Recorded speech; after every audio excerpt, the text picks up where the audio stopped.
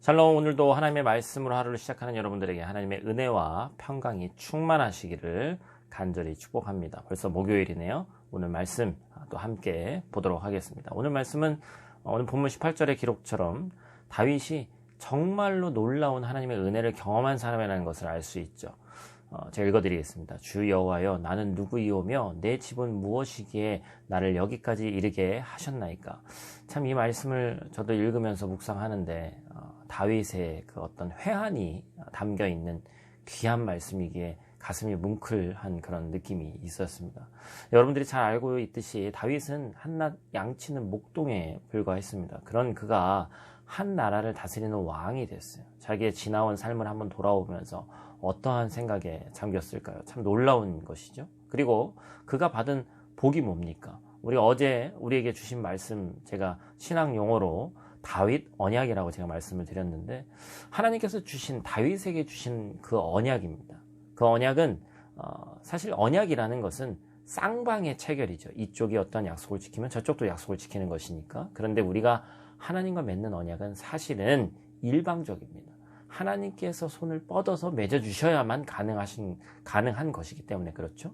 오늘 우리가 읽은 본문 말씀은 하나님께서 다윗 언약을 말씀하신 후에 다윗의 반응을 나타내고 있습니다.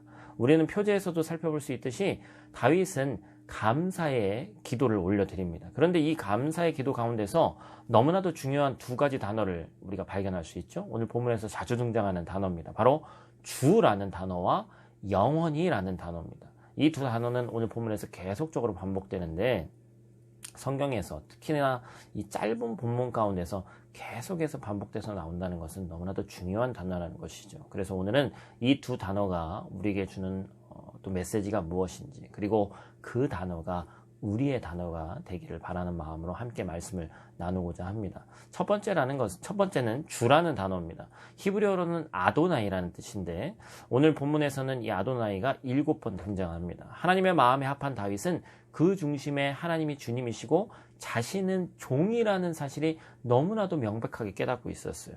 우리는 스스로가 종이라고 하면, 특히나 지금은 어떤 주종 관계에 있는 그런 관계도 없고, 종이라고 하면 신분제가 있는 사회도 아닌데 거부 반응이 있을 수 있지만, 여러분 한번 생각해 보시길 바라요.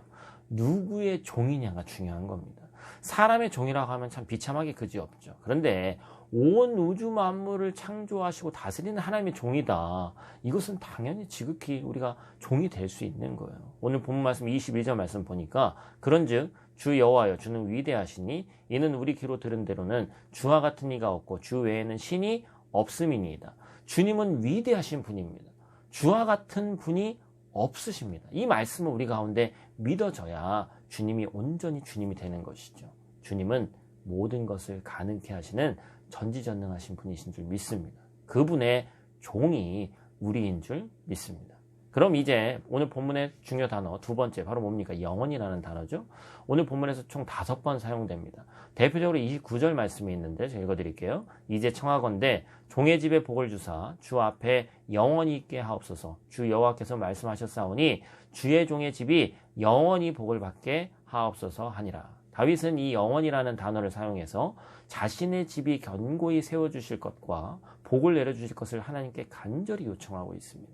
이 간구를 통해서 결국에 다윗 왕조에서 예수 그리스도, 인류를 구원할 메시아가 나시는 놀라운 축복이 있었죠. 그런데 여기서 주목하고 싶은 부분은 하나님께서 다윗 가문에게 약속하신 그 영원한 언약, 그 놀라운 복을 지금 우리 모두에게도 동일하게 내려주신다는 것이죠. 어떻게 알 수 있습니까? 바로 예수 그리스도의 십자가 사건을 통해서 알 수 있습니다. 로마서 8장 32절 말씀은 이렇게 증언합니다. 자기 아들을 아끼지 아니하시고 우리 모든 사람을 위하여 내주시니가 어찌 그 아들과 함께 모든 것을 우리에게 주시지 아니하겠느냐. 할렐루야. 이 말씀이 우리의 말씀이 돼야 됩니다. 우리가 예수 그리스도의 십자가 은혜를 통해서 다윗이 누리고자 했던 영원한 언약의 은혜를 이제 우리도 누려야 한다는 거예요. 오늘 여러분들에게 한번 도전하고 싶은 것이 있습니다. 바로 하나님께 여러분들의 집을, 여러분의 가문을 높여달라고 기도하는 것입니다. 그런데 중요한 전제는 우리 가정, 우리 가문을 통해서 그냥 우리만 복받고 끝나는 것이 아니라 많은 사람들에게 선한 영향력을 끼치게 해달라는 것이죠. 우리 가문을 통해서 세상이 살아나기를 원한다는 기도입니다. 지금과 같이 소망 없어 보이는 이 절망스러운 때에, 코로나로 인해서 너무나도 힘이 든 이 때에 나와 우리 가정, 우리 가문을 통해서 세상을 살리는 사람이 되게 해달라고 간절히 기도해 보시길 바랍니다. 하나님께서 이와 같은 기도에 반드시 응답하셔서 절대 이 기도는 이기적인 기도가 아니기 때문에 하나님께서 온전히 들어 응답해 주시고 오늘날에도 여전히 이루기를 원하는 다윗의 가문의 영광을 저와 여러분의 가정이 반드시 이루시기를 주님의 이름으로 축복합니다. 기도하겠습니다. 하나님께서 우리의 진정한 주님이 되시기를 원합니다. 그리고 우리가 주님의 진짜 종이 되어 주님의 말씀에 우선 순종하고 하나님 아버지의 자녀로서 전능하시고 위대하신 하나님 손에 있는 것들을 마음껏 누리기를 원합니다. 아버지 하나님, 다윗에게 허락하셨던 이 놀라운 복을 이제 영원히 하나님 안에 있는 나 그리고 우리 가문도 동일하게 누리기를 원합니다. 이 소망 없는 이 땅에 너무나도 코로나로 인해서 어려운 이 시기에 예수 그리스도의 십자가 은혜로 세상을 살릴 수 있는 그 복을 이제 온전히 누리기를 원하오니 하나님 함께하여 주시옵소서. 하나님의 의의 도구로, 선한 도구로 오늘도 우리를 사용하여 주시옵소서. 우리의 생명 되신 예수님 귀하신 이름으로 기도드립니다. 아멘.